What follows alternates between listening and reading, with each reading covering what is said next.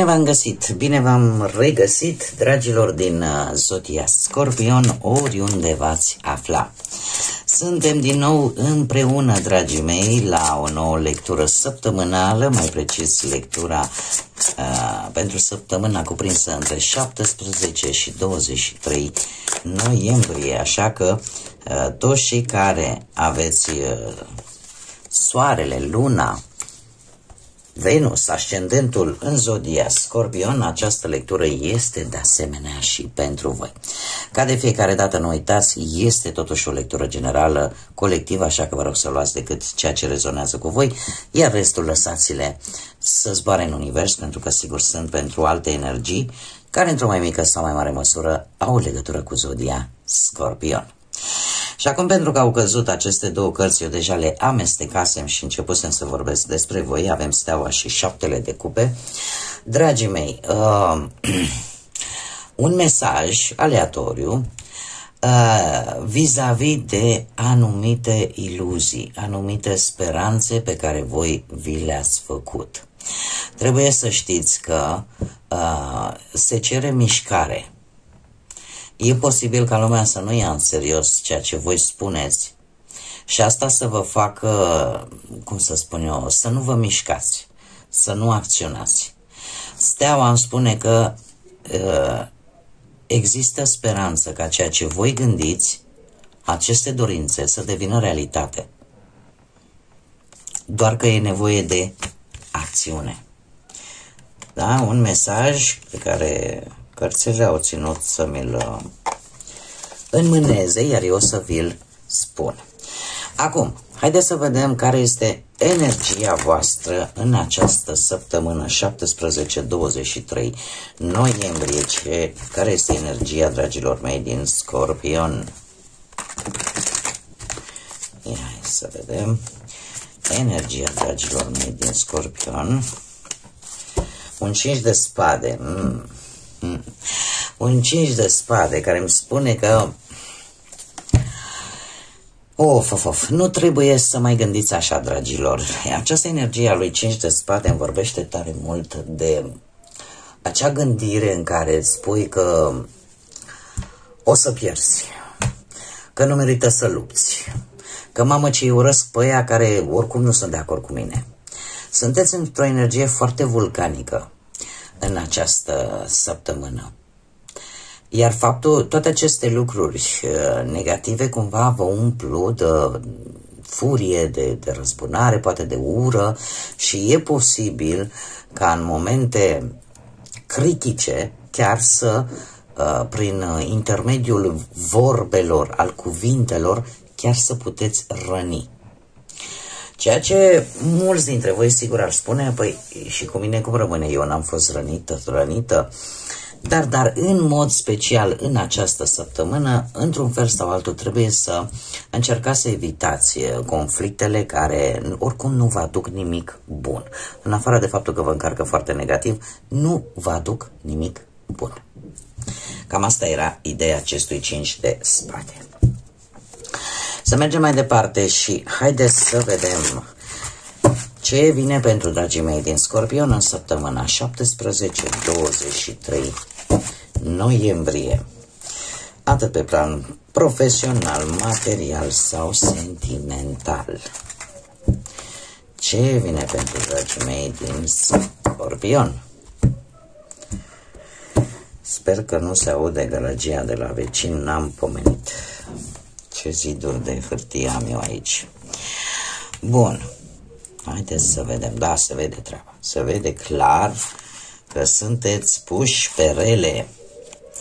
Dar sunteți puși pe rele pentru că probabil sunteți provocați și se știe când se enervează Scorpionul, până și ăla cu coarne fuge.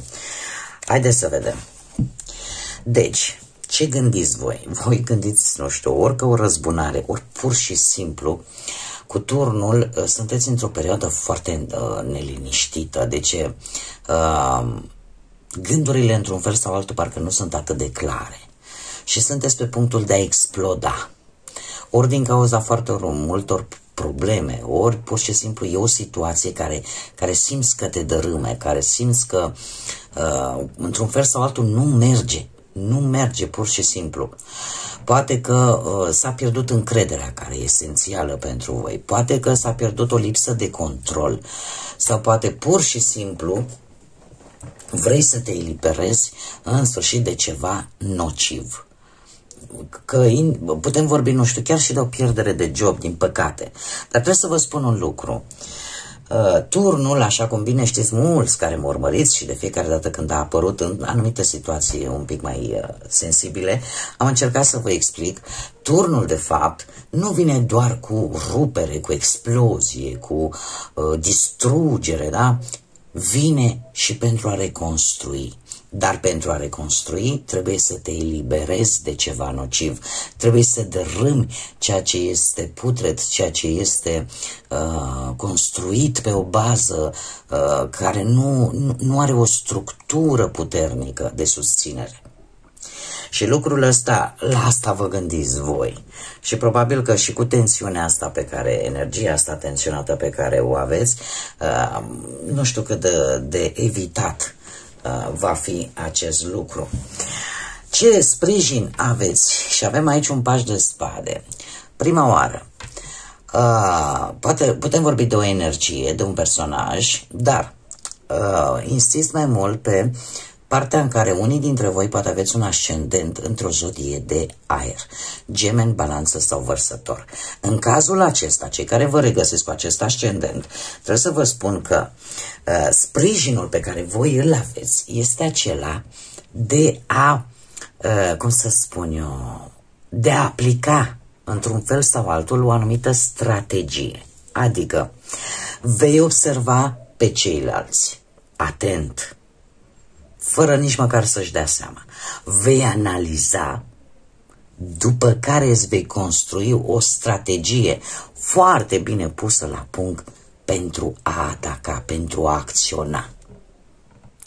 Iar dacă vorbim de un alt personaj care posibil să aibă legătură cu zodiile de aer, Gemeni, Balanță, Vărsător, în cazul acesta trebuie să aveți un pic de grijă. De ce? Pentru că există cineva în cercul vostru acolo, unde vă învârtiți voi, care, cum să spun eu, te va provoca. Te va provoca, dar de ce? Pentru a observa. Pentru a observa, pentru a te analiza și a ști care este punctul tău sensibil. Așa că, în acest caz, chiar se cere un pic de atenție. Sprijinul pe care tu îl ai este acela că tu vei aplica anumite idei, poate intuiția te va ajuta într-o situație de genul ăsta și atunci probabil că îți vei da seama când cineva încearcă să te tragă de limbă și să te facă să spui lucruri care în mod normal nu le-ai spune. Mergem mai departe, partea muncii și a banilor, dar fiindcă avem un turn aici, trebuie să vă spun că în mod normal lumea e o carte super pozitivă, da? Care ne vorbește de încheierea ciclică a unei etape din viața voastră, doar că, așa cum am mai spus, fiind acest turn lângă, care e o carte negativă, acest arcan major ne spune în felul următor: că nu reușești să treci peste ceva. Nu reușești să închei o anumită situație care ține ori de muncă, ori de bani. Iar până nu vei rezolva una din două, sau poate chiar pe amândouă, te vei învârti în cerc. Da? Aici avem un roboro, șarpele care își mănâncă coada, da? Și care simbolizează viața ciclică, da? Etapele pe care le parcurgem și începem altele, da? Un perpetuum mobile, ca să zic așa, al vieții ciclice și, din păcate, trebuie să rezolvați ceva. Trebuie să rezolvați ceva sau să treceți peste ceva care, în care nu s-au adus schimbări, în care nu s-au făcut cele trebuitoare și vă învârtiți un pic în cerc. Iar asta, cum este pe poziția vieții profesionale și a banilor, sigur este legat de aceste două aspecte. Cum ești tu? Cum ești tu în această săptămână? Tu în această săptămână te simți un pic independent. Eu tind să cred că toată această situație, într-un fel sau altul, îi vei găsi o rezolvare în această săptămână. E vorba de bani sau de muncă. De ce? Pentru că tu în această săptămână, cu 9 de monede, vei reuși să te independizezi. Poate din punct de vedere mai ales material. Sau să nu mai depinzi de cineva sau de ceva. Sau pur și simplu îți dai seama de importanța de a menține, cum să zic eu, un echilibru sănătos, da? În viața ta, mai ales pe partea asta banilor, și de asemenea o dependență reciprocă, poate chiar cu perechea ta, în care fiecare își respectă autonomia, în care fiecare își respectă libertatea.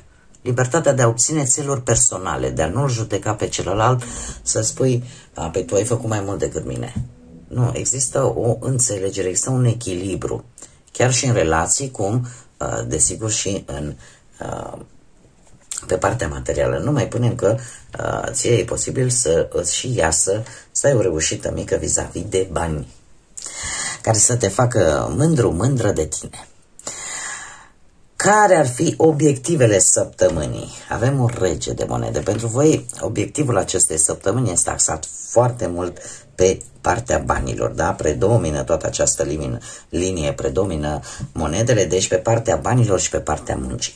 Acest rege de monede, pe poziția obiectivului pe care tu vrei să îl atingi în această săptămână, îmi vorbește de acea situație în care ești cumva mult mai matur, da? Mai ales dacă aveți și un ascendent într-o zodie de pământ, taur, fecioară, capricorn, sunteți gândiți mult mai matur, sunteți mult mai practici, sunteți mult mai responsabili și de asemenea aș spune că încercați să vă țineți de cuvânt, da? Să aveți acel simț al datoriei. Dacă nu vorbim de voi, vorbim de un personaj care poate sau nu să aibă legătură cu zodiile de pământ, dar și poate să fie feminin sau masculin, dar este cineva cu energie de succes. Este cineva care îți conferă stabilitate, care este de încredere, care, cum să spun eu, are un statut social și economic foarte bun. Ar putea fi reprezentat chiar de o figură paternă, puternică, protectoare pentru unii dintre voi, sau de perechea voastră, sau de cineva din apropierea voastră care într-un fel sau altul gândește foarte practic problemele. Și de asemenea este un om care cel puțin încearcă să-și țină promisiunile, tocmai pentru că are acest simț, da, al datoriei. Este cineva cu foarte multă experiență și care, dacă vorbim de partea asta amoroasă, da, e o conexiune foarte puternică atât din punct de vedere fizic cât și emoțional.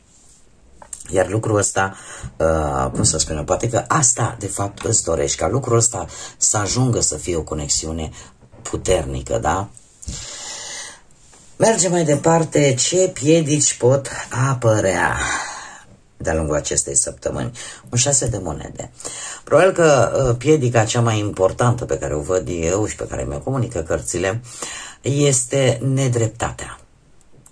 Sau pur și simplu cineva care profită destul de mult de bunătatea voastră.